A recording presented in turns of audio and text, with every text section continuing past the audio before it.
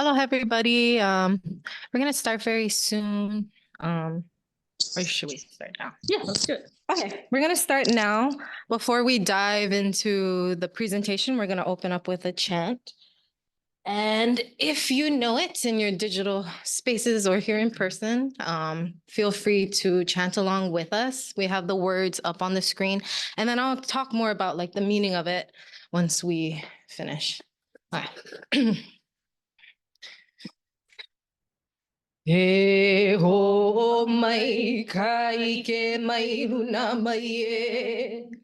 O na mea huna no e au o na mele.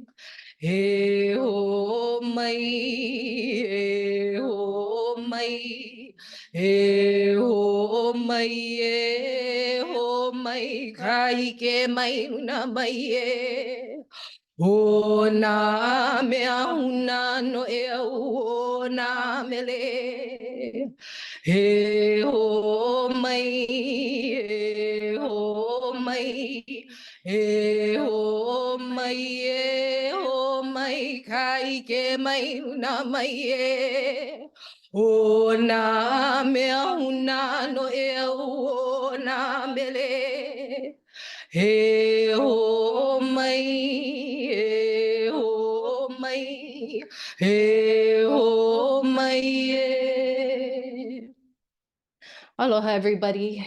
So for some context, world-renowned hula master and Hawaiian cultural and language expert Edith Ke Kanakaʻole composed the chant we just recited, E ho mai, in honor of her hula school called Halau o Ke Kuhi. And typically, hula students perform this chant at the start of class to focus their energies as a group and to request knowledge, power, and success from ancestral deities when accomplishing a task. As part of our work, our group, Hawaiian Ancestry, uses this and other chants to center ourselves in the collective task of genealogy research, as well as to exchange knowledge and power with the ancestors and lands we seek to remember. In our research approach, Hawaiian language and cultural protocols are living practices that inform every aspect of our work and our mission. Okay, so next slide, please. So you folks might be wondering, who exactly are we? Well, we are the Hawaiian Ancestry Moʻopono Project, and we seek to empower genealogical reconnection across time, space, and language. The project centers around 55 books of over 9,000 handwritten pages of Hawaiian genealogies at the Hawaii State Archives. However, this is only one half of the series. 50 more genealogy books are currently housed at the Bishop Museum in Honolulu, Oahu. So this work is just the beginning of so much more to come. So what exactly is in these books? Written in both English and Hawaiian and dating back to 1827 to 1984, these books describe ancestral gods like Wakea, our sky father. They also describe monarchs such as King Kamehameha I, who united the Hawaiian Islands in the early 1800s, and Queen Liliuokalani, who was our last reigning monarch of the Hawaiian Kingdom. They include Hawaiian scholars like Davida Malo and secret governmental societies like the Hale Nauā Society under King Kalakaua. The books also span across a wide range of topics like mo'oku'auheu, meaning genealogy, mo'olelo, meaning histories and stories, mele, meaning songs, and much, much more. So what is our mission? This project provides free public access to genealogical documents that have been digitized by the Hawaii State Archives and are currently being transcribed by our team of University of Hawaii students, graduate assistants, and volunteers, all led by Dr. Lily Kala Kame'elehiwa, a historian and senior professor at the Kamakakuokalani Center for Hawaiian Studies.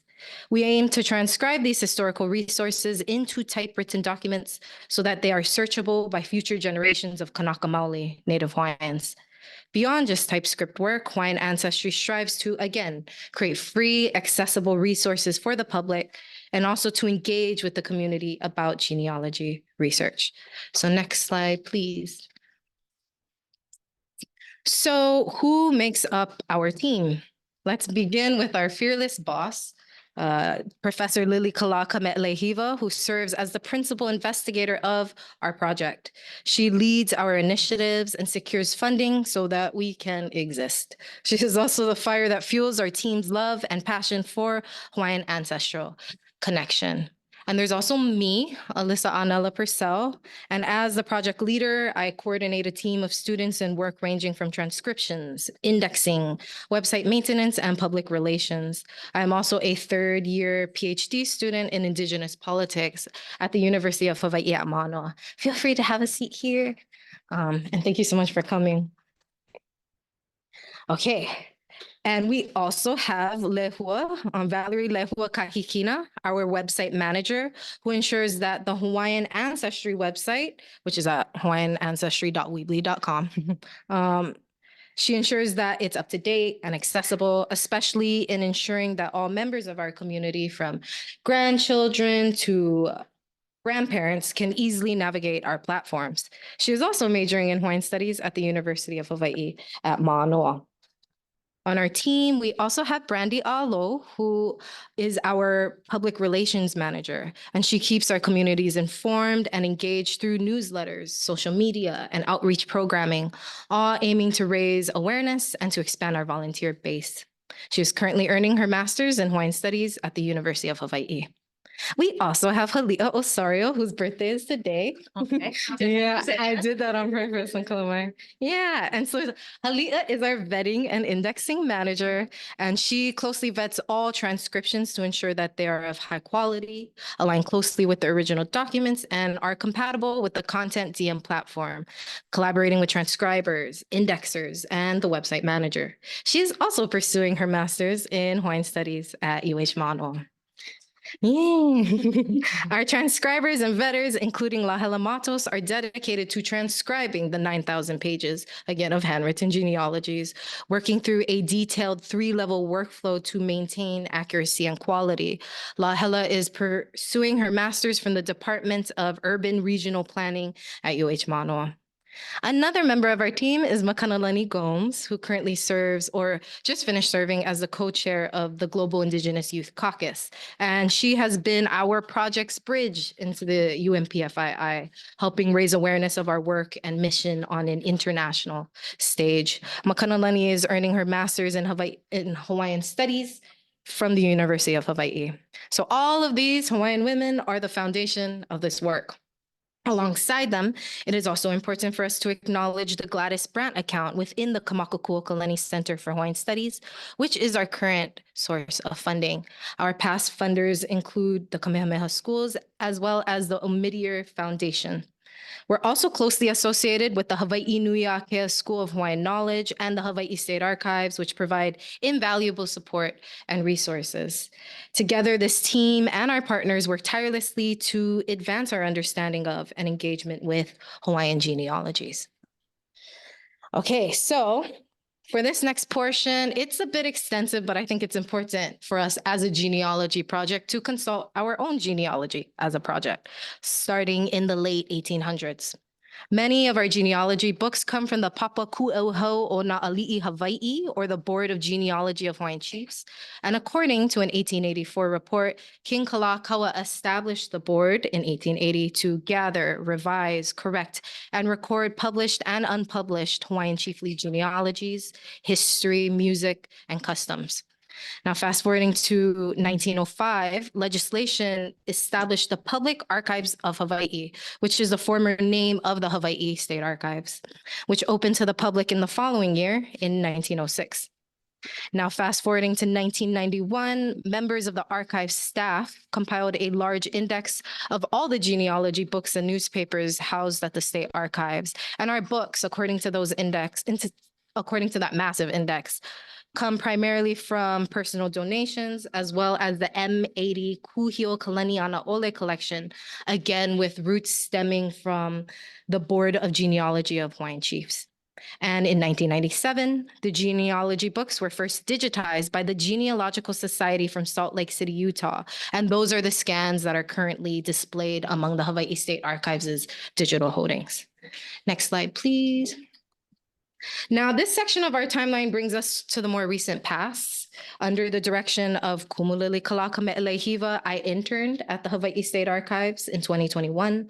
And during the end of my time there, the State Archives Director, Adam Jansen, informed me of the 9,000 pages of handwritten genealogies that had been scanned, but were not searchable online, making it very difficult for them to be accessed by the public.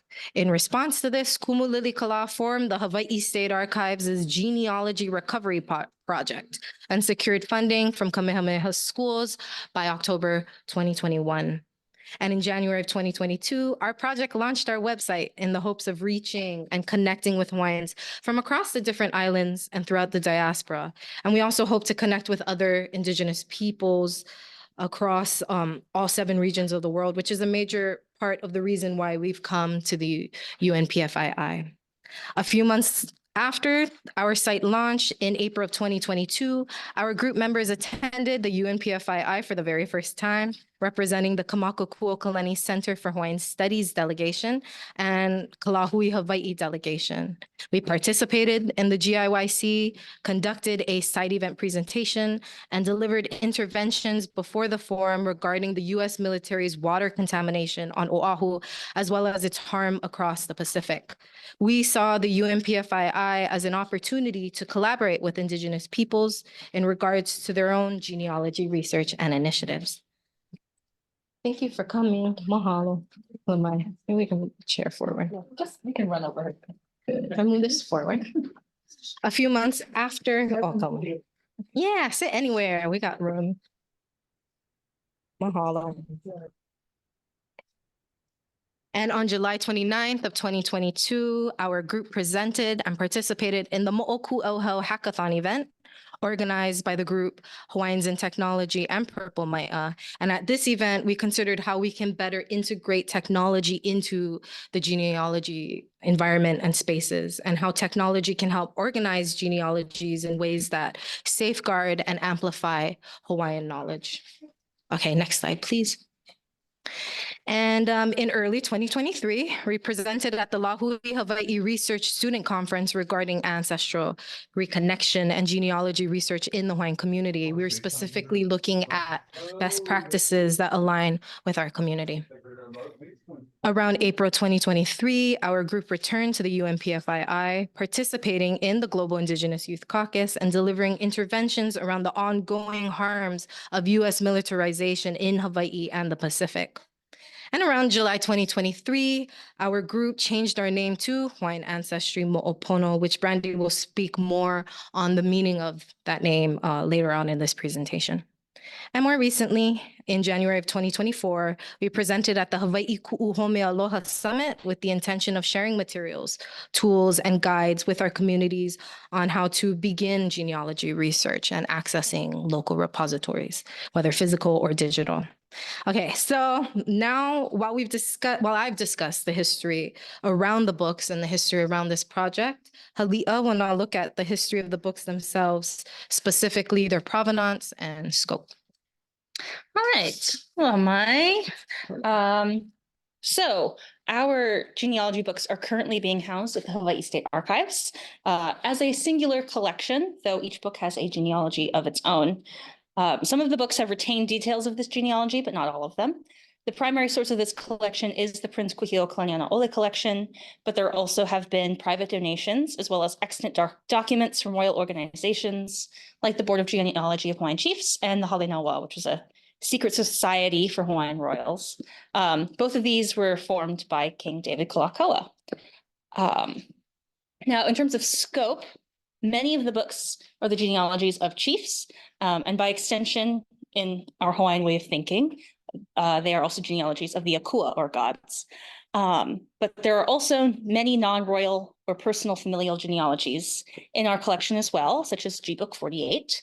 Kumulili Kalakam Elehiva has done extensive research on the 100+ generations of Hawaiians living in Hawaii, and she has not found a single Hawaiian living today who does not have royal genealogy somewhere in their ancestry. So we consider these genealogy of chiefs to be our own. Some of our books in the collection are not strictly genealogies, like G Book 1, which contains the personal writings of Hawaii's last reigning monarch, Queen Liliuokalani, or G18, which is David Amalo's original copy of his 1839 publication, Hawaiian Antiquities, written in his own hand.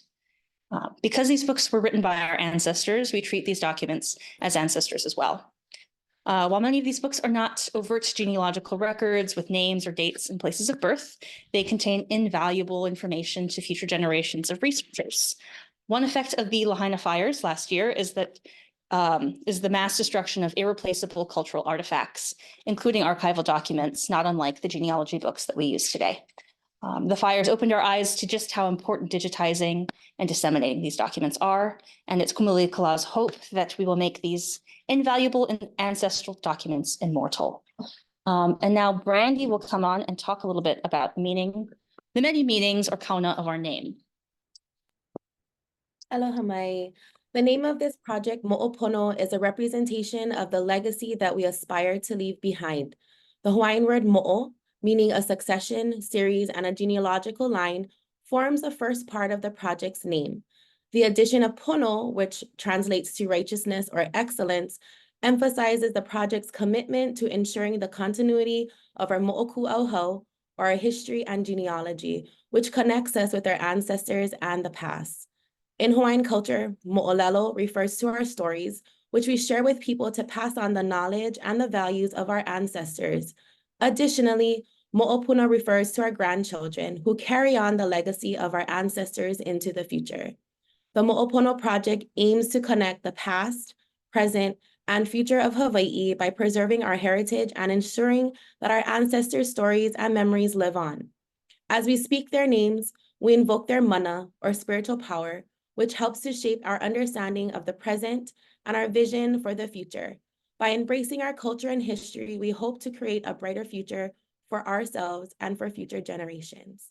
Hali'a will now explain our workflow. All right, mahalo, Brandy. She's all the way back home in Hawaii, and it's very early there, so thank you for joining us. All right, so our project is split into 3 distinct levels in our workflow. Level 1 is transcribing. Level 2 is vetting, indexing, and uploading, and level 3 is translation. For the time being, translation is on hold as we focus our efforts on transcribing these 9,000 plus pages of genealogies. But I think the best way to kind of show or explain our workflow is to actually show how we do it. So starting with level 1, transcribing, our transcribers will choose a Gbook from our drive to transcribe, and following a standardized set of guidelines, they will start transcribing the page. The main purpose of this stage is to capture the content of the original scans as closely as possible, but in a new medium. Our goal is to make the transcriptions accurate, accessible, and searchable, but there are limitations to transcribing handwritten materials. So this is an example of a relatively straightforward transcription taken from Gbook 10. And I've marked some spaces, and we'll zoom in and look at them up close. So starting off, every page of a transcription needs a title. And it will come directly from the text itself. In this case, the original author has written Au 14, Au meaning page. So that's how we title the page in our system. And so sometimes it's as simple as the author writing in the page number, but in the absence of those things, we will describe what the page is. These books include scans of the manila folders and the covers of the books, the bound books themselves. So we might call them manila folder or inside back cover. Moving on to our line numbering system. This obviously doesn't appear in the original text, but as we transcribe, we find it's easiest to organize the page like this by numbering. And so, yes, and it helps us to refer to certain places in the text, which I'll talk about a little bit later. And then lastly, we try to mimic the original layout of a page as closely as possible, using line breaks or spacing. So in this, and that it can also include symbols or diagrams. And in this case, you can see the transcriber has tried to mirror the exact layout of this page as closely as possible. But not all pages are quite so simple to transcribe. So keep doing that. I've included a little bit more difficult transcription here. So this is also from G Book 10. This is the next page in that book. Starting off with our bracketing system. Anything that is written in brackets in the transcription are things that do not appear in the original text. They can be used to denote how something is written. In this case, the 15, which is kind of, well, pixelated, is written in pencil. So we've marked that it's written in pencil. But it can also be placeholders for things that are difficult to transcribe, like marks or symbols, or as a way to fix layout issues when words or names are broken up onto two different lines, just for the sake of searchability. Next, we have this example here. So these are handwritten documents, which means that sometimes the authors made mistakes. And so when that happens and they've crossed something out, we can use a strike through feature on our word processor to cross out those names. But in our database, these words are still searchable. All right. And then we have, some books have book level peculiarities. In this book, it's kind of difficult to tell. There's a little number 20 here. This book had someone come through after everything was written and keep a running word count. So we've decided to, in transcribing this, mark this as numbers written in brackets as a way to denote this word count. And these things were noted in a transcriber's note, which I think are probably the most important aspect of our transcription process. These transcriber's notes allow the transcriber to explicate the unique transcription process of every book and every page. Transcriber's notes can be at the book or the page level. In this case, this is a page level transcriber's note denoting the ripped bit of page up here. And you can see that it's cutting off lines 1 through 8. That's why it's really important that we number the lines. But there are also book level transcriber's notes, like denoting the running word count throughout the book. Yes, sorry. And then after, okay. And it's just very important that we have these transcriber's notes to allow the transcriber to communicate with future researchers. And also it helps us to communicate back with our ancestors who wrote these books. All right. Now, after the transcription is done, the books get vetted by mostly me, but we have had other vetters in the past, which is just an editing process where you go through with a fine-tooth comb to make sure that the transcription fits our standardized set of rules. Over the last few years, our transcription style has changed in some ways. So a lot of vetting is actually just making sure everything is up to date with our current transcription style. And after vetting, then the transcription needs to be comprehensively indexed, which is something that I also do. And then they get uploaded to the Hawaiian School of Hawaiian Knowledge Well, which is basically our research database. I might call it the Knowledge Well or Content DM, they're the same thing. But this is sort of the landing page for that. And then this is what it looks like when you're inside. And it has advanced search functions, as well as the individual pages that get uploaded by Alyssa here. She's the only one that knows how to do it. So our books are indexed at the page level. And this is kind of what they look like inside of our Content DM platform. This over here is a screenshot of the transcript. As you can see, it is trying to mimic the layout of the original page. This is the searchable transcript. Yes, that exists inside of the Knowledge Well. And as you can see, it doesn't have that same like formatted layout. And if there's any, I don't think there's anything crossed out, but if there was anything crossed out, it wouldn't be crossed out on this side because of the limitations of the system. But all of this is completely searchable by the Content DM system. And then these are our metadata categories that we go through and we index. So they include obviously the page name, the name of the PDF document, any dates either referenced directly on the page or in the book overall, the languages used. It's mostly Olelo Hawaii or Hawaiian, but occasionally we have things in English, locations that are mentioned, they can be as broad as this example here, which are just different islands, or specific ahupua'a or places on islands. And then we also have our credit listed. So the transcribers, the vetter, the indexer, and the uploader. Yes. So in the content DM system, we have the individual pages that are indexed and fully searchable, but we also, on our website, will upload the full books, the full transcribed books that are OCR searchable, which is a slightly different system.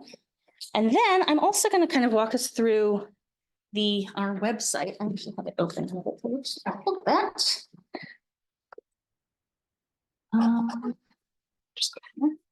Great. So this is our website, hawaiianancestry.weebly.com. This is our kind of main landing page. We have announcements. This is where you are right now. Plus just a quick project overview. Our wonderful website manager, Lehua Kahikina, has put a lot of work specifically into this aspect of the website, like explaining how to search our records and making it kupuna or like elder friendly specifically. So some tips here on how to search. And then she also made a very extensive PowerPoint guide showing you how to use the website as well as the content DM. And then we also have links to our genealogy books and transcriptions here. A quick little like about us page. You can meet our members and a little thank you page for our wonderful sponsors. And then another major aspect of the website is this landing page for resources beyond our project, like the things that we do with our project. So they are mostly Hawaiian genealogy centric, but there are also things like Ancestry.com and newspapers and other Hawaiian databases. But this is a place that, and we'll talk about this later about how we want to expand into other places in the Pacific and all over the world. So this could be a place where any sort of genealogy research guide could be put. And then, of course, we have website suggestions and a little link to our progress, including a link to our working Gbook status sheet, which updates automatically with how many pages that we worked on and all of that. Yes, so as of today, this is our progress. The total pages in our collection is 9,081. The total pages that we've transcribed is 7,385, which is 81%. We've in total transcribed 56 books, and the total vetted pages is 1,625. So obviously, we have a big head start on transcriptions, and vetting just takes a little bit longer, and there are fewer of us who can do it. And yes, that's everything I have. And Alyssa will now speak on the future visions for our project. Mahalo, everybody. And thank you for everybody in the Zoom universe also for sitting tight and everyone in the room. I appreciate you folks.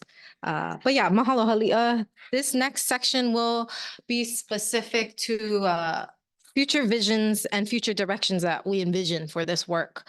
One of our main objectives is translations. While we're currently focused on transcribing the documents, we hope to move towards translation work soon in order to further expand the accessibility and reach of essential ancestral knowledge. You okay with helping? Yeah. Okay.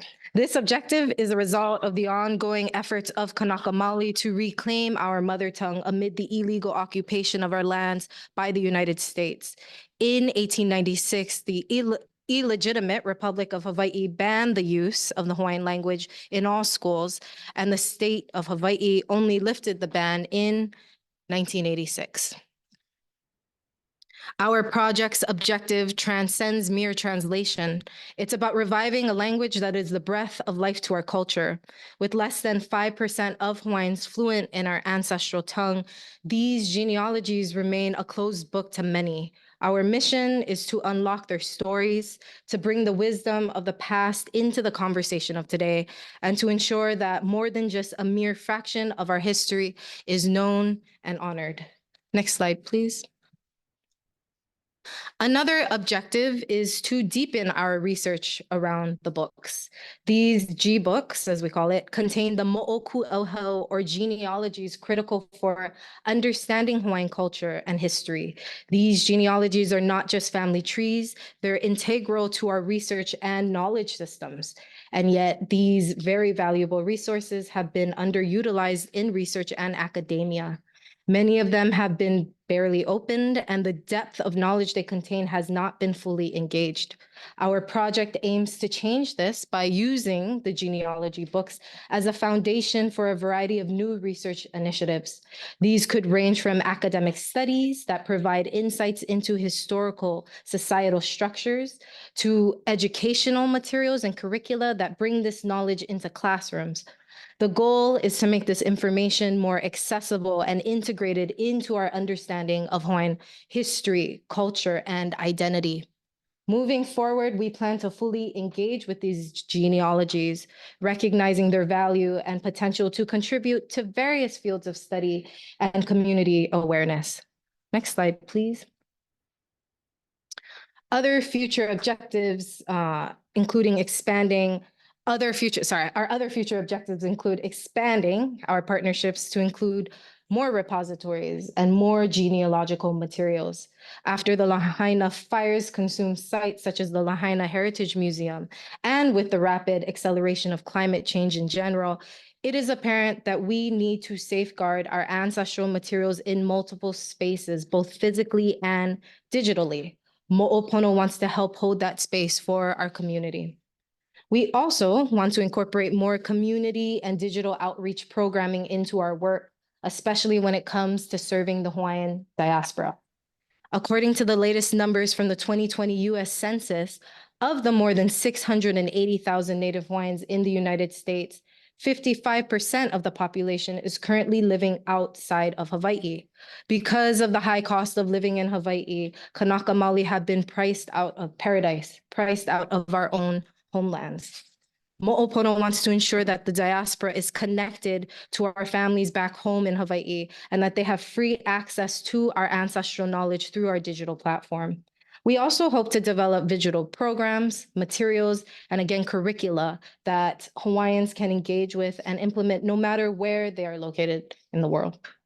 Beyond Hawaii, we also want to emphasize our deep relationality across Oceania by expanding our scope to include genealogies from Tonga, Tahiti, Aotearoa, Australia, and more.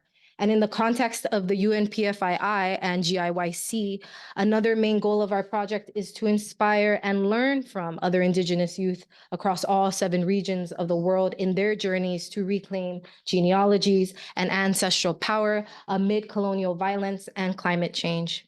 Genealogy work should not just be about understanding relationships, it should also actively build and activate them. And a more long-term objective of our project is continuity. Within the next 5 to 7 years, we hope to establish a Mo'opono endowment under the University of Hawaii Foundation that could fund students to continue to work on this project for the next 20 years and beyond. Now, Brandy will discuss our project's social media and engagement. So, mahalo. Mahalo. Our monthly newsletter is unique as we offer it in both the legal languages of Hawaii, which is Olelo Hawaii, our mother tongue, as well as in English.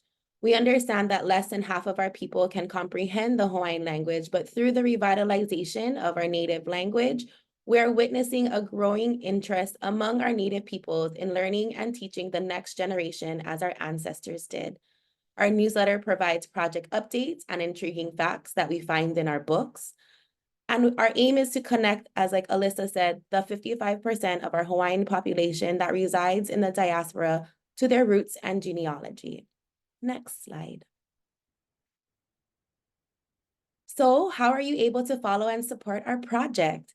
Visit our website, hawaiianancestry.weebly.com. Scroll all the way down to the bottom and enter your name and email at the bottom of the page so that we can add your email and name to our newsletter.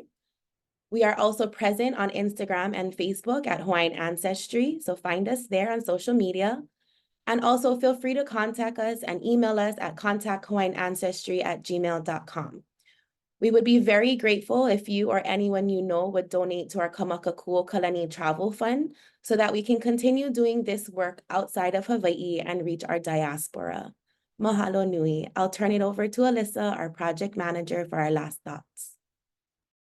Mahalo, Brandy. Okay, so in conclusion, we see the Hawaiian Ancestry Mo'opono project as one possible way of restoring our people's agency over our own knowledge and transforming academic and archival institutions into spaces where Indigenous peoples are respected, represented, and connected.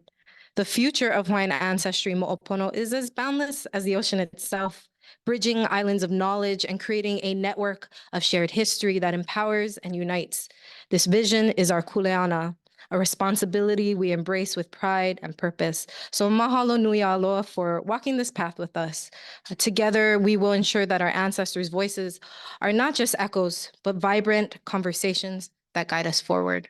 So mahalo nui loa, everybody, for attending our presentation, both in the physical room and in the Zoom space. We will take this point in time to open it up to questions that anybody may have. Mahalo. And then we'll open the chat over here. So if anybody has any ninau or mana'o in general, feel free to ask. Or you can unmute yourself and ask away. And then also anyone in the Zoom space. Aloha. We have a question here. I'm just so I'm Armenian, and our land is, under attack from Azerbaijan, and they just took over Artsakh, and everything, is destroyed. And we need a world map of all indigenous peoples and where their lands are being taken and conquered, so that we can connect to every, thing that is lost. Culture has lost their language and their space. So I just want to make a few comments as an elder.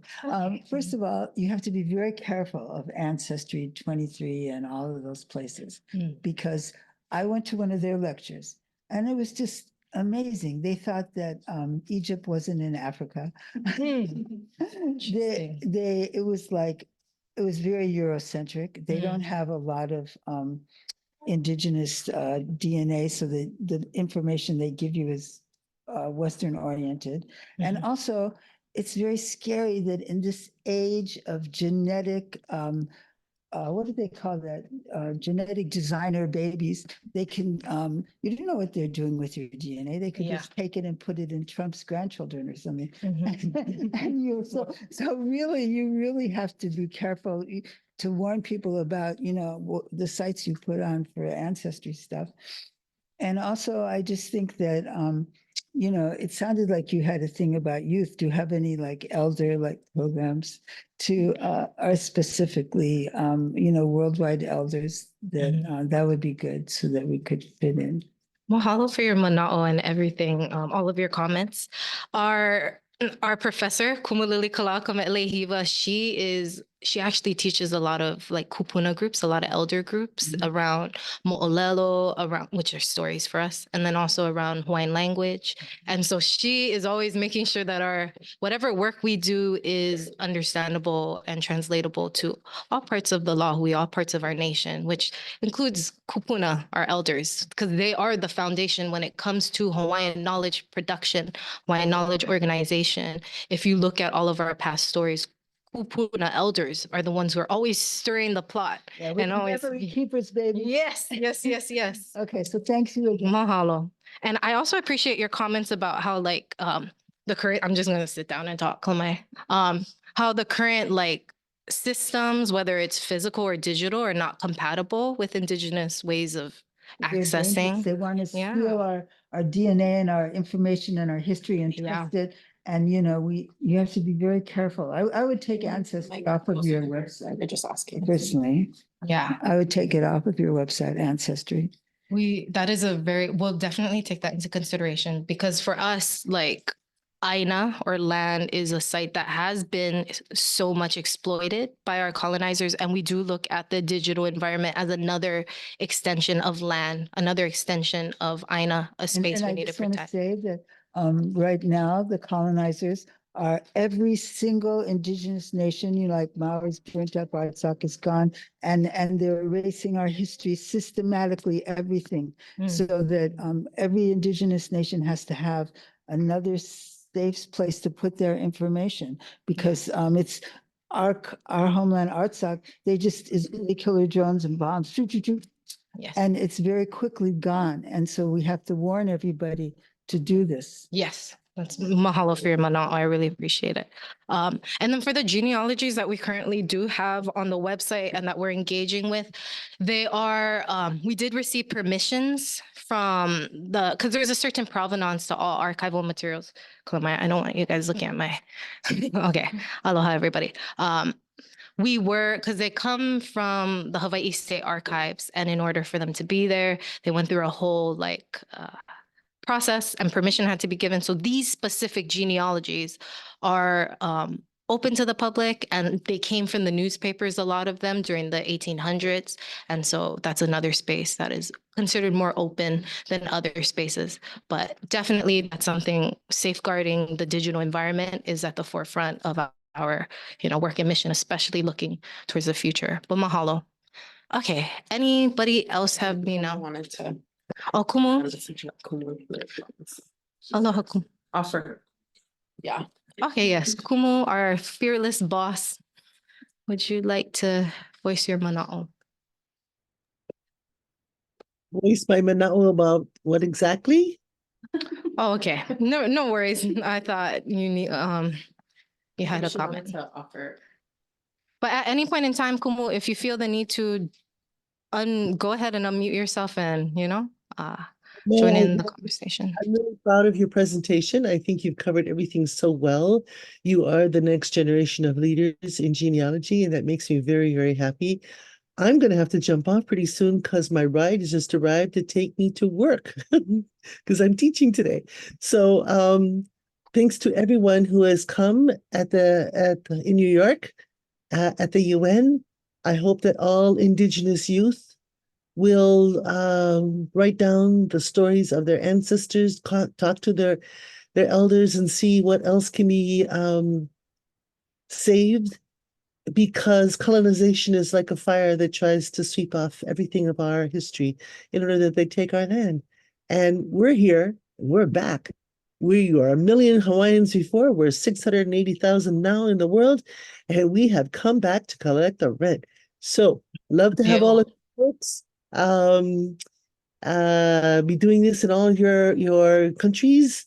And next year when we come back, want to hear about what the progress is everywhere in the world with our ancestral stories. Aloha. Okay, mahalo. Mahalo, Kumu. Okay. Brandy, are there any questions in the chat for us here? It's hard to navigate. Okay. Okay. Anybody else have any questions, comments? Aloha. Okay, hold on 1 second. I got it.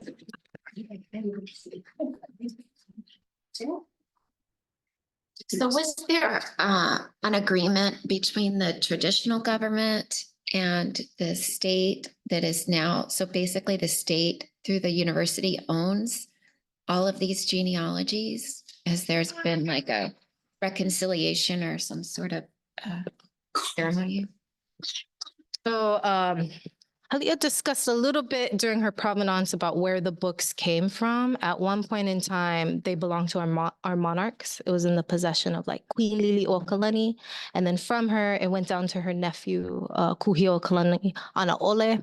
And then he chose to deposit his items into the state archives at that point in time.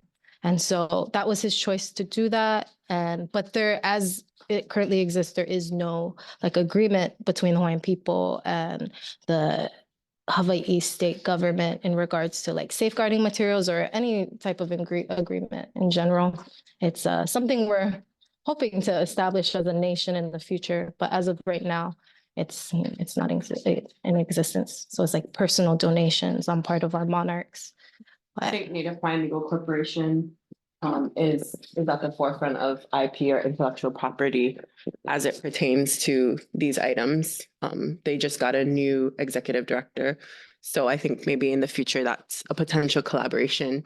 But also our government situation is pending our sovereignty, and the hope is that we get our nation and our kingdom back so that we can be self-determining over these items. But we also look to our Indigenous family and the ways that they're leading in intellectual property and safeguarding these materials. Mahalo. Anybody else have any thoughts, questions? We have a question in the chat. The question is, have you been able to find any genealogy sources in other Pacific Island nations? Do they even exist? Is it oral or written? That's a great question. Mahalo nui. So at this point in time in our projects, progress, we're not there yet, but we hope to look into our oceanic brothers and sisters genealogies and find the intersection points, because as our mo'olelo tell us, we were a traveling people. We have a lot of mo'olelo that connect us back to Tahiti, to Kahiki. I'm thinking of Hema and Kaha'i. Are those the names? And we have tons of mo'olelo. So for sure, genealogy is a powerful connecting force all across the Pacific. Definitely exists. It's definitely real. And it's a tool that we're trying to reclaim in this day and age to get back everything that we lost, to connect our histories. As Hawaiian people, when we have gaps in our knowledge systems, we consult other parts of the Pacific. That's obvious in our navigating with the hokule'a. We sought Mao to help us. Yes. And also in other parts of our knowledge systems, it's like we're always looking to other parts of the Pacific because we know that we're connected through our mo'olelo, through our chants, through especially our genealogies. So they do exist, but we haven't studied them deeply yet at this point in time. We're trying to get ma'a, we're trying to get solid with our own genealogical foundation, and then we're gonna branch off. But that's definitely in the future for our work. So mahalo nui, Darcel. Does that answer your question?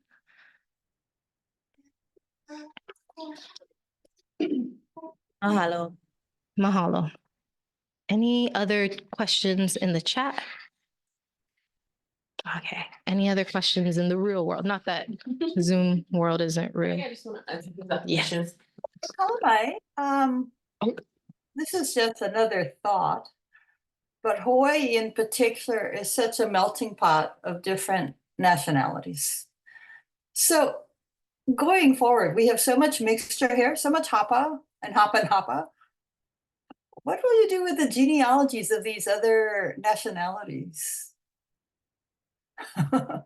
Only because I'm Chinese and I'm curious. I know everybody in Hawaii, we're all, have different ancestries that connect. So at this point in time, similar to our mission to branch out to different parts of the Pacific on a collective level. Also, we have in this 54 books of genealogies, it's not just Hawaiian. There's an entire book of Chinese specific genealogies because of our history and how our histories are so interconnected, especially if you look at the plantation era in Hawaii. And also a lot of these people were a part of our movements, our land back movements, especially the plantation era.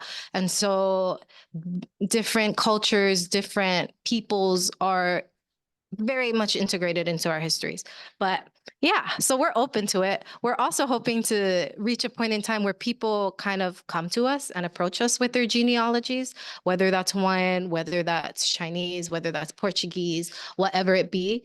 And because these repositories that we're consistently consulting also house those. So it's definitely a part of our scope. It's definitely a part of our vision because we recognize that Hawaiians are not just Hawaiian. We are existing in multiple identities and all of them are important and all of them form who we are.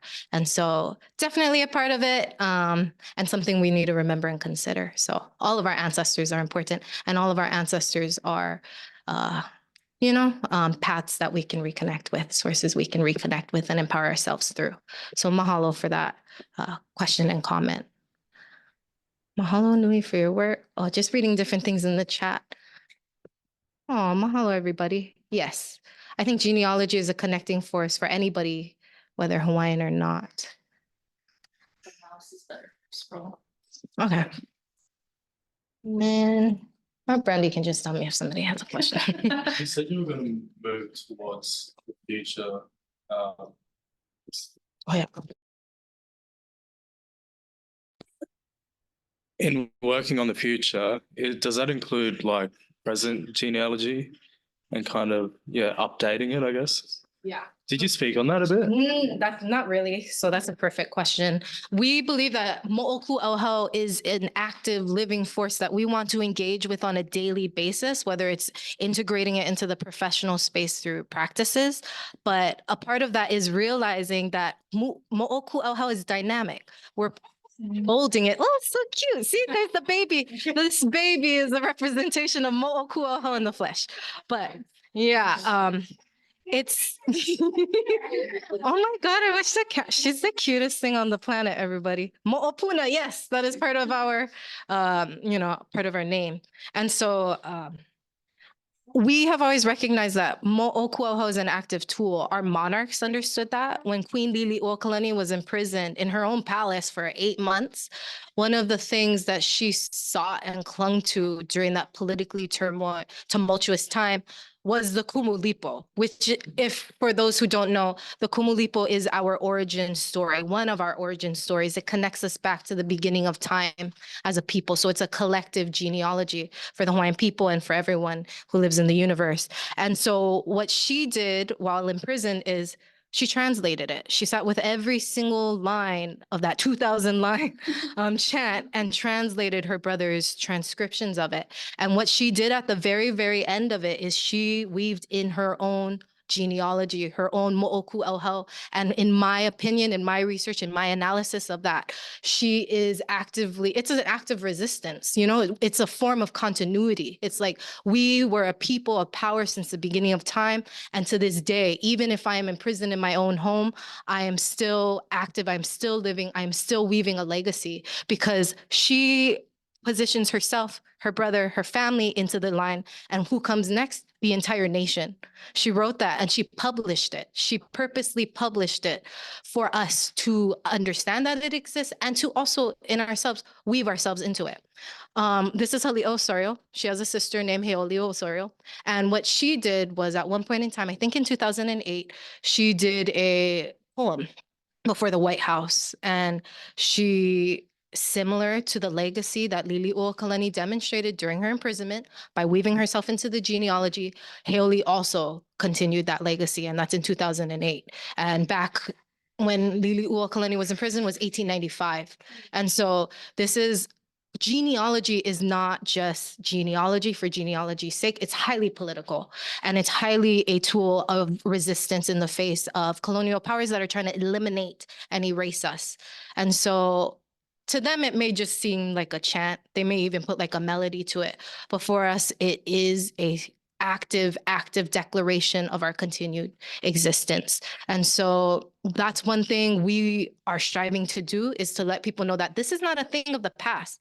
You are engaging with your ancestors to mold the future, to mold this is what you're writing your genealogy, your pedigree charts, but it's what your mo'opuna, your grandchildren will be engaging with one day. And they'll know that you did this for them. They'll know that this was intentional. Same way that we know that our ancestors loved us because they did 2,000 lines and memorized it. It was an oral history kind of people. And they memorized 2,000 lines, tracing us to the beginning of time because they wanted us to know where we come from. And so I think, oh yeah, okay, in the chat, Brandy dropped the link to the YouTube video. You guys should, in the real world, should also look it up. Heoli Osorio, Kumulipo, I think is the poem. Yeah. Mahalo. Alyssa, my- I do have a question in the chat. With the Okay.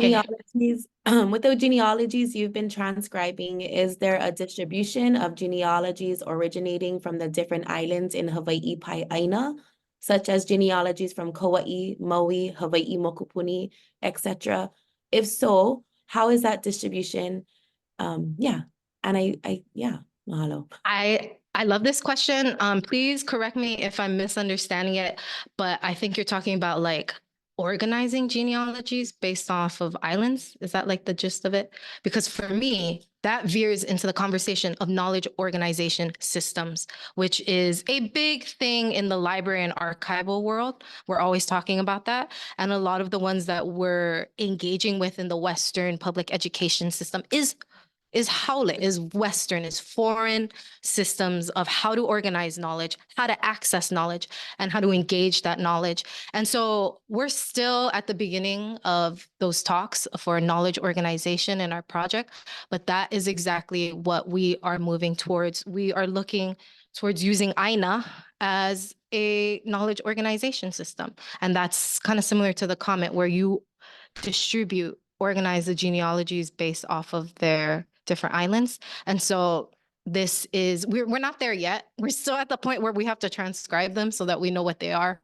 But once we start to conduct the research portion, when we actually analyze and figure out what these are, who they came from, because again, genealogies are not objective, they're subjective, and it depends on who created them. That's why it's a powerful thing. It's a thing of power, a political tool, because it depends on who's making it.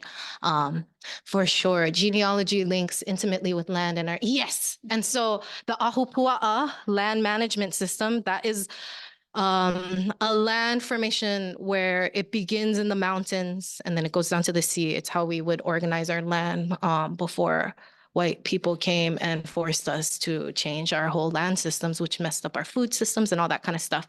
But like when we're thinking about genealogies, and again, as I said earlier, the digital environment is still Aina to us. It's still a land that has the potential to be colonized. And so we want to get in front of that. We want to explore and figure out which ways we should be organizing our genealogies, and AINA is definitely a powerful knowledge organization system.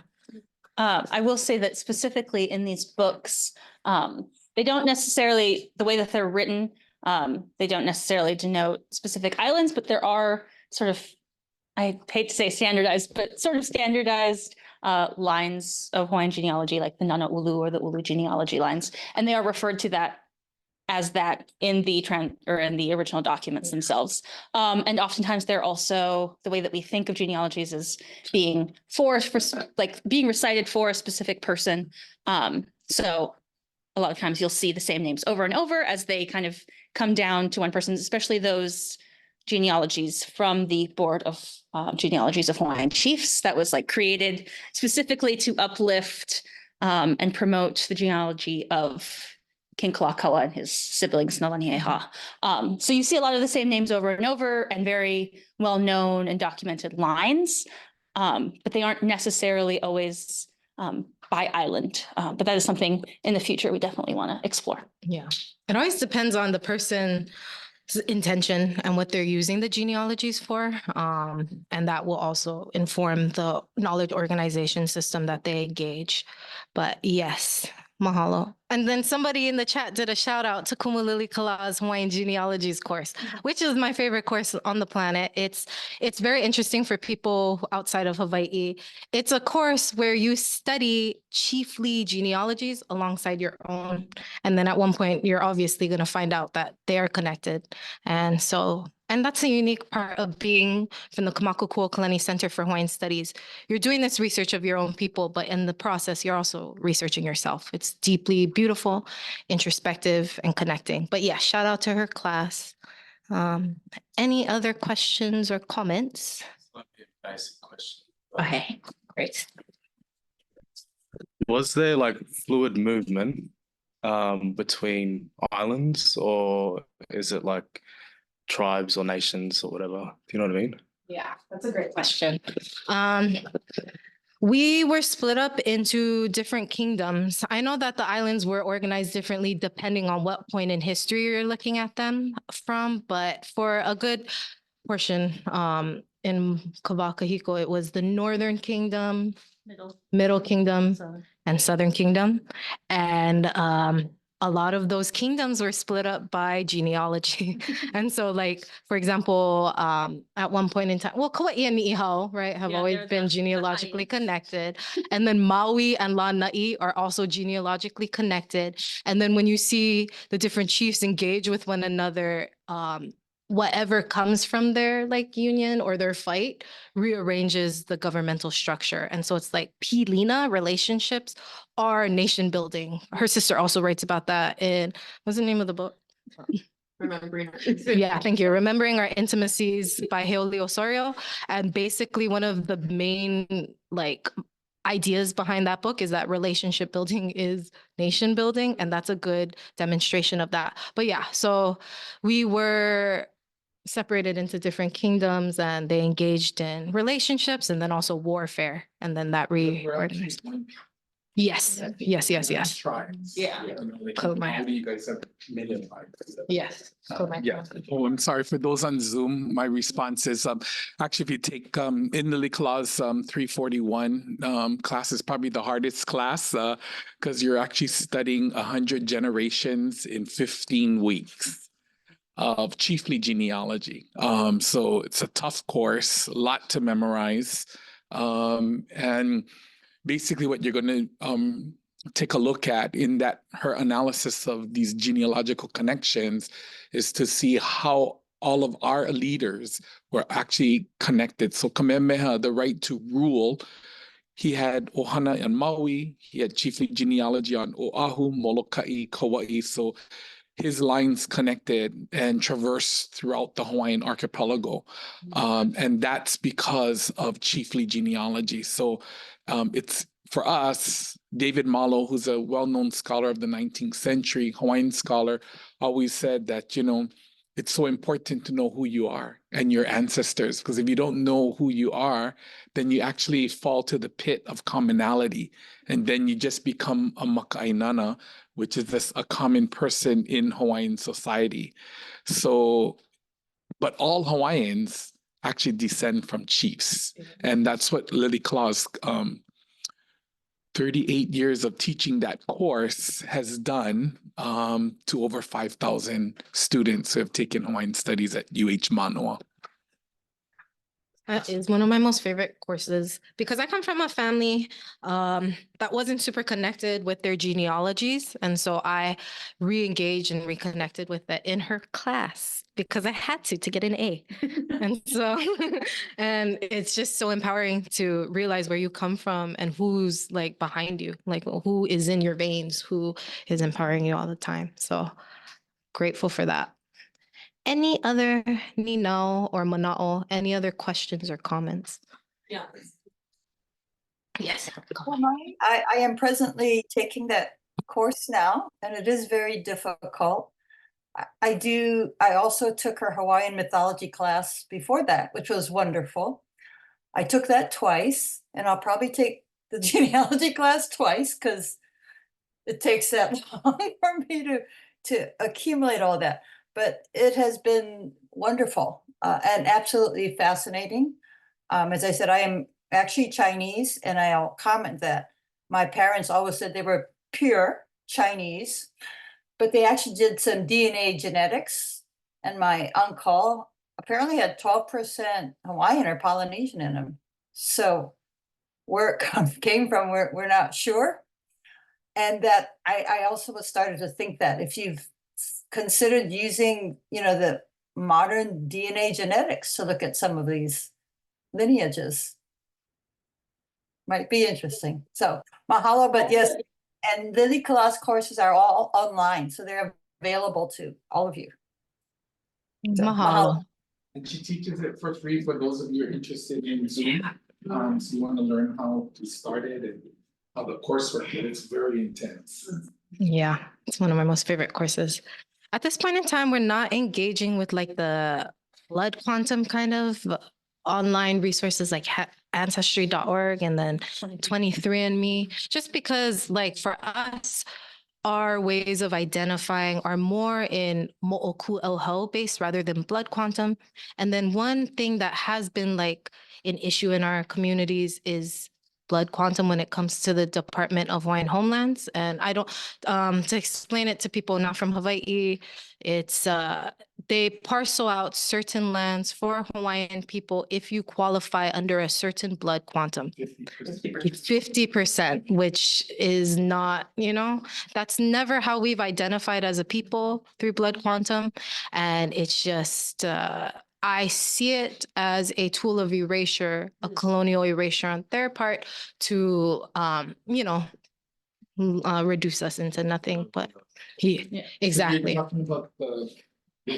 Yes. About the blood quantum, because I think that's the blood quantum issue.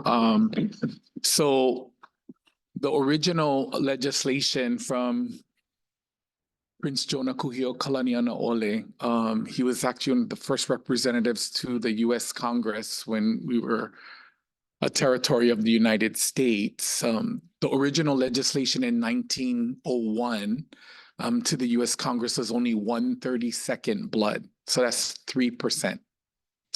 But the racist white people in Congress said, no, you got to have 100%.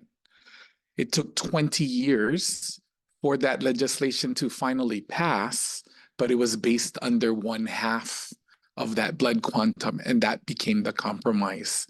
But that was never the original intent by our leader at that particular time. So we still follow that.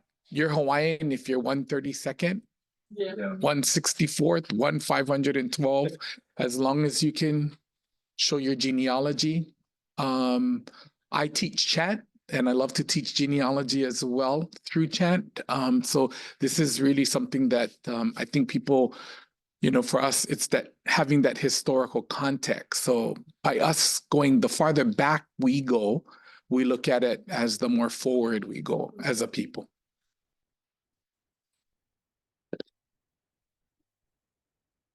Okay, mahalo kumu. And the makanalani. Yeah, I just mahalo nui ya oko pakahia pau.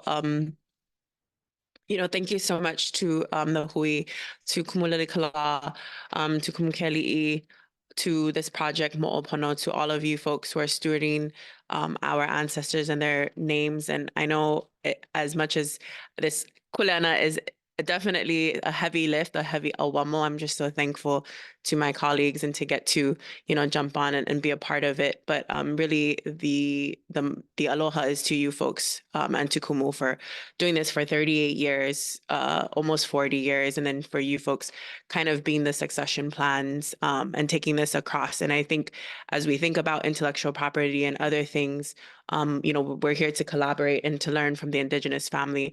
But most importantly, I just want to say mahalo to you folks for the efforts that it's taken, to you and Brandy and to Halia and Anala, Alyssa, that you folks have put into this work and your entire team, because I know how much it takes, as well as this is groundbreaking work, but it's also innovative, and that's who we've always been. But it helps us, like she said, the folder, the binder that we get to have after we take Kumulele Kala's class stays with us for time immemorial. For me, for an example, I'm using it to receive my markings, my traditional kakao or my tattooing. All of these things are, our culture is not stagnant. So when we think about these as living things, they're stewarding 9,000 pages of people, not just pages, but people and names. And so that's a lot to take on, but it's also exciting in the sense of it inspires us. When I believe that King Kalakaua, as well as, his brothers and sisters said, ho'olulahui, right, to birth a beloved nation, we also have to think that we're a part of that. And so really we see the past and present and future generations woven in. And so that also makes us more cognizant of understanding who do we forge our relationships with, right? Because we know they're so political, because we know everything we do is so political. And so I'm just so thankful. So mahalo piha, deep gratitude for the work that you folks have put on, as well as all the kupuna who sit with Kumulele Kala. And I'd like to say that I think it's really, I know for me, as far as healing, and when we're talking about young people here at the forum, a lot of us hold, as well as our elders and our parents, intergenerational trauma, but this is a big portion to sitting with the good parts of our genealogies. And sometimes one of my sisters kind of put it the good medicine of your genealogy and sometimes the bad medicine. And that's real because we're very much human and we're having human experiences. But I appreciate that you folks have awamoed that because that means you carry that for all of us, the good medicine and the bad medicine. And that's very hard to do. So I look forward to all of the ho'oulu, the inspiration that will come for more of these projects, and not only the inspiration, but also the healing that will take place intergenerationally as we discover, like our kumu Kelly said, who we are so that we know the potential of who we can be and to rectify that for future generations to come. So mahalo anui. And I'm so grateful for all of you in this project. Eo mo'opono.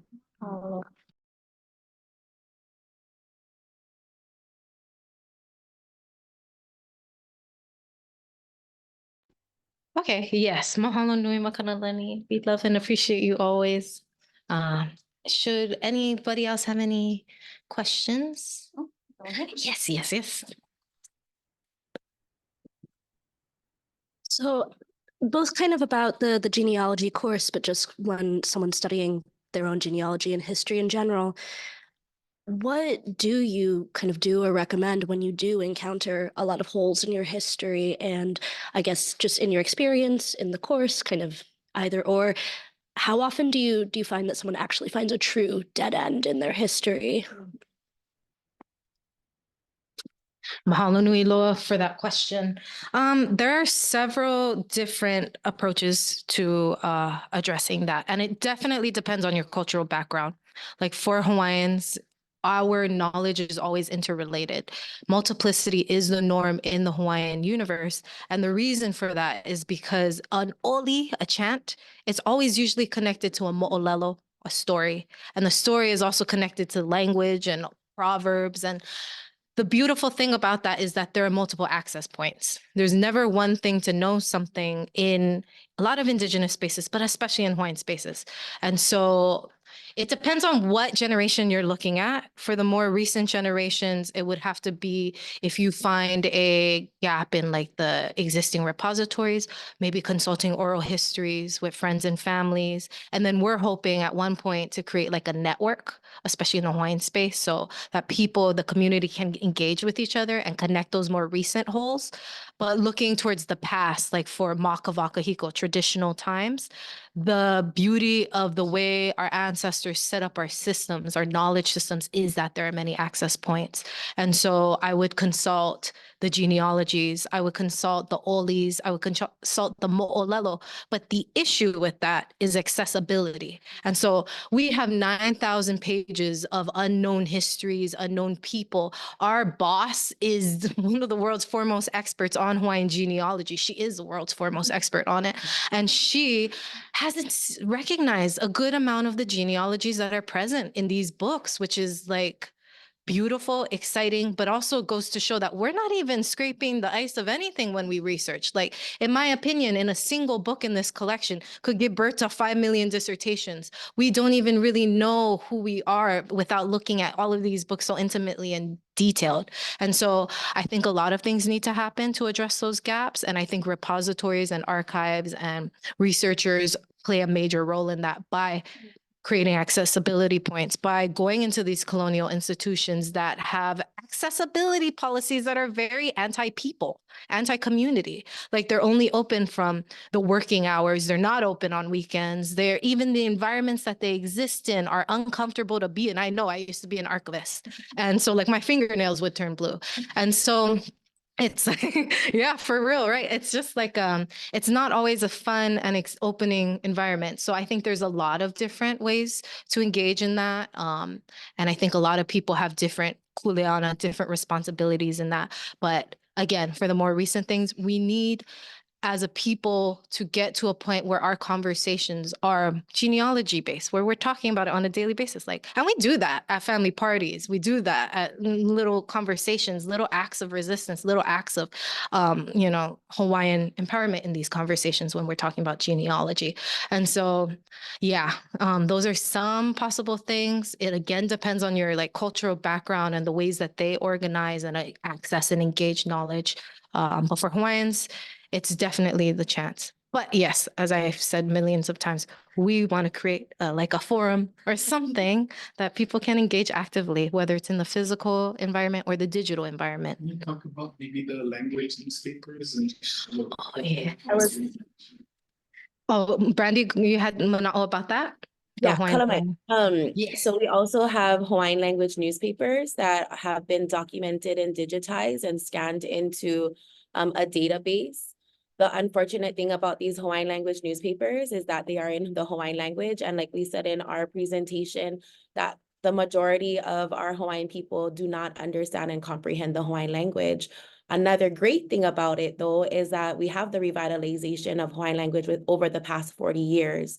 So within the 40 years, we have produced many people that can comprehend, understand, and can speak Hawaiian language. And we are on, similar to our project, they are transcribing and translating these Hawaiian language newspapers in our Papa Kilo database, which is accessible to everybody.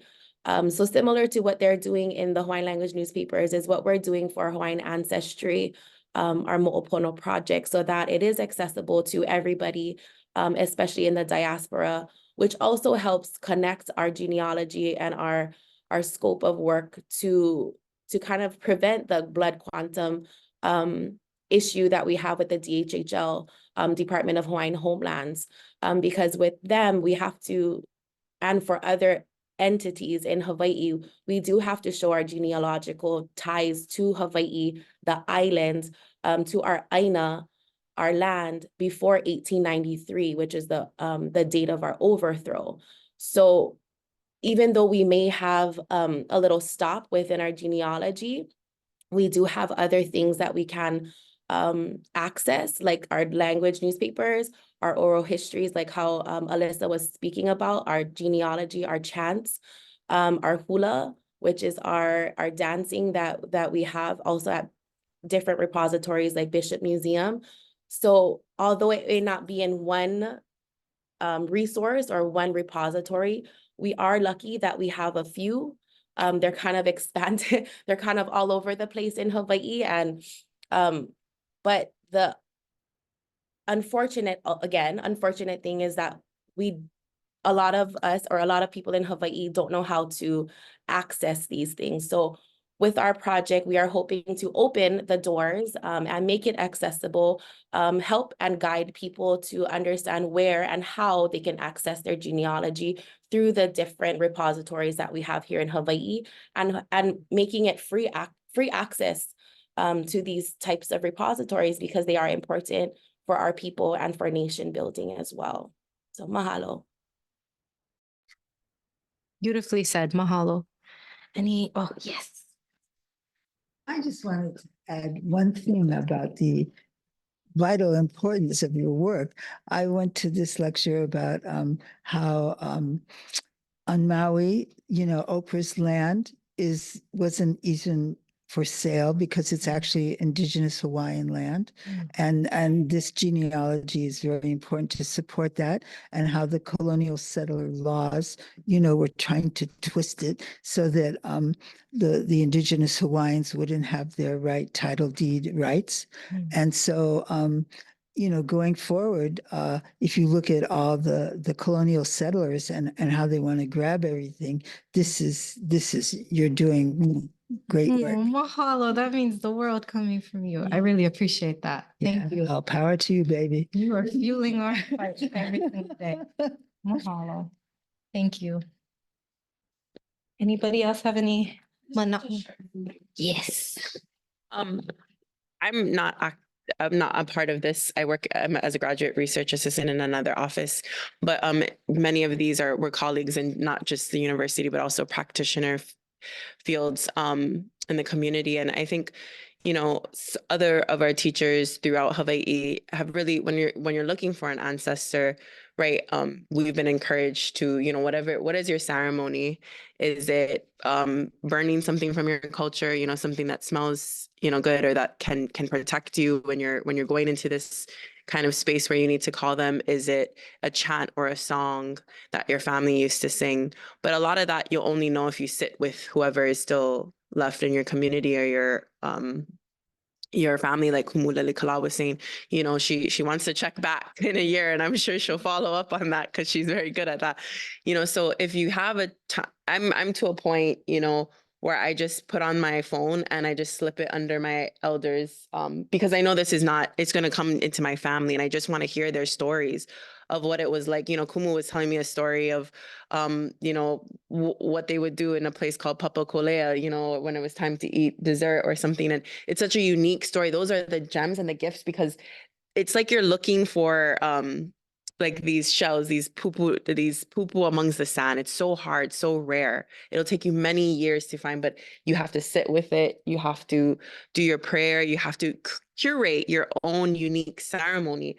Whether it's maybe they liked to eat, for my Grammy, it was sardines and poi, mashed taro and sardines. So if I want to maybe invoke her, I might set that out and start to eat that. And then maybe a thought will come and say, oh, she really used to put things in the cabinet in this part of the room. Maybe I'll go and look through that and ask her for permission and see if she'll help me find something I've been looking for. I think we've been encouraged to ensure that we have some type of ceremonial prayer or process, whatever that might look like or feel like or taste like in your community or in your culture. And if you don't have one, we've been encouraged to curate your own. You know, we're indigenous in the here and now. Like our elder said, it's all you, baby. So just jump into it, you know, create your ceremony based on your memory of your elders and your communities. And I think that will really invoke some parts that you're still putting together. But we may never know for sure. I know I've been sitting with a part of my genealogy that I'm just like, I'm so close and yet I'm so far, because it's been quite, you know, 5 years. But I know that in talking with my community, if I put maybe my markings, maybe it'll invoke them even more. They want to be called, but you have to come correct. Yeah. So that's kind of part of your journey too, to meet them halfway. But I would just encourage you to curate your own, you know, your own process. And that goes for our Filipina, our Chinese, whoever our relatives are. I know that doing my Hawaiian ancestry and dedicating myself to Hawaii has made me a better Mo'opuna, or a better descendant to my Filipina ancestors, to my Portuguese ancestors. Because I got a lot. Like we said, in Hawaii, we're very mixed. But first and foremost, Hawaii, you know, maua mau. So first and foremost, Hawaii.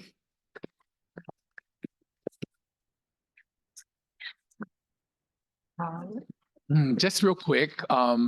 So I teach a bunch of elders on Saturdays, and the range of the ages of our elders are anywhere from 60 to about 94 years of age.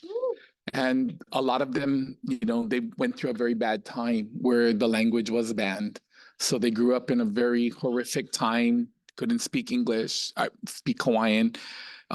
So their identity was very confused. They're being very assimilated into the US American culture. What I do with my Oli and chant class with them is, in the spring semester, we get together and we work on just simple Oli, just like they did a homai, you know, to ask their ancestors to ground us, to be with us, and to grant us knowledge, wisdom, and understanding of the songs and chants, and to empower us, you know. So every semester in the spring, we work on a series of chants, and then the spring semester, actually, we literally visit sacred temples on Oahu.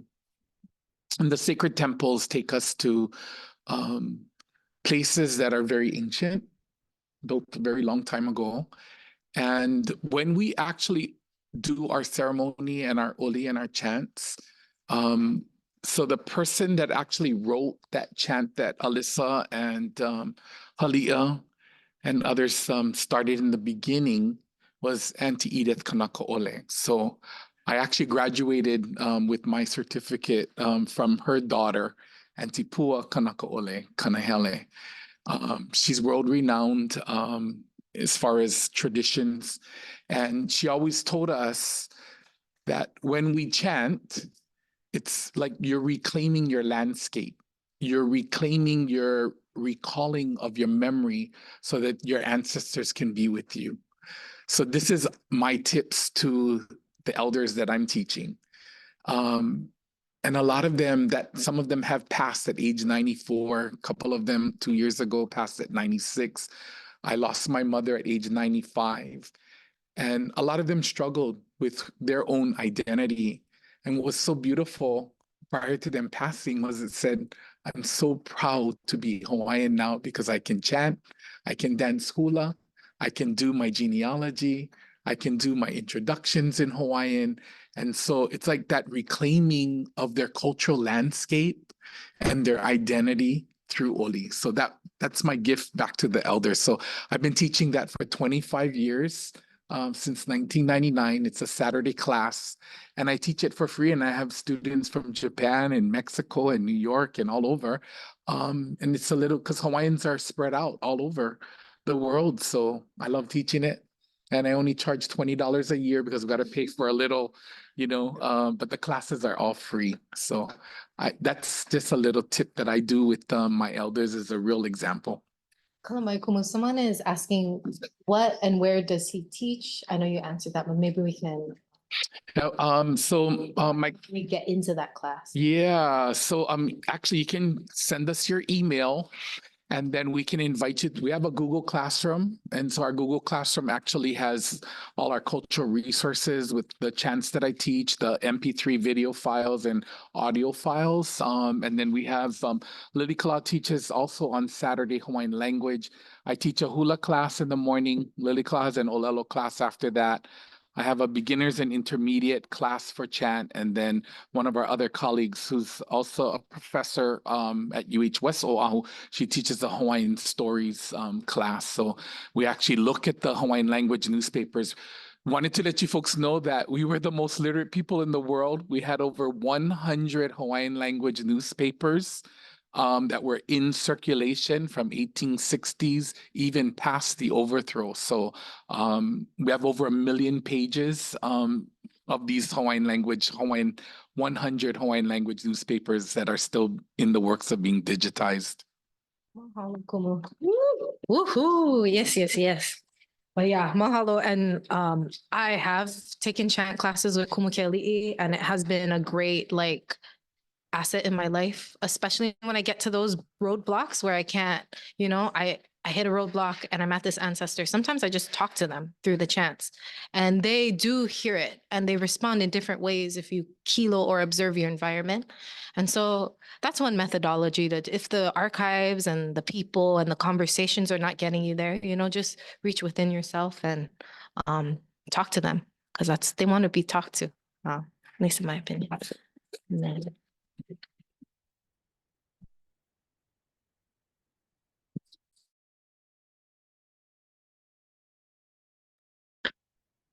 Thank you for having this and inviting non-Hawaiians in to learn about what y'all are doing. How could we outreach or connect with the Hawaiian diaspora in our territories so we can let them know, we support their language or whatever else they're doing there? Mahalo nui. That's a great question. They do have Kumai. Oh yeah. We have different civic clubs located across the continental US. And so I think I'm not familiar with every single one that exists, but they do. So I would try to find out which ones are located nearest towards you and then maybe engage with them. I know they probably have distinct needs and stuff, especially being located. Oh, I forgot about the camera. Especially being located in a specific space. So I'd reach out to civic clubs in different areas. Does anybody else have any mana'o about how to connect with the diaspora and, as Indigenous peoples? Yeah, Kalamai, they can also email us at contacthawaiianancestry@gmail.com.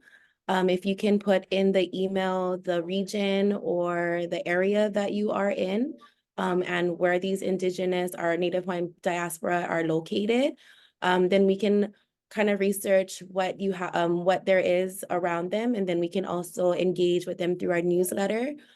Because within our newsletter, we will be posting different types of resources that they can probably, that they can engage with as well. So the best way is just to go and email us, and then we'll get all of that information to you as soon as we can. Mahalo. Mahalo, Brandy. Thank you very much for your question. Any other Nino, Aiole, Manao? If not, I do know we have to leave the space at 3. And so, yeah, any final? Oh, I guess I was just gonna make sure that we extend our mahalo to Quaker House for hosting us, especially this kind of last minute, providing us with this beautiful space as well as the technology to get us online to get to all our people back home and all over the world. We've got Quaker House provided some refreshments. We brought some snacks from home as well and stickers. So please help yourself. And coconut water. Coconut water. Please take the coconut water. Yes, mahalo to everyone for coming. To everybody in the room. Yeah.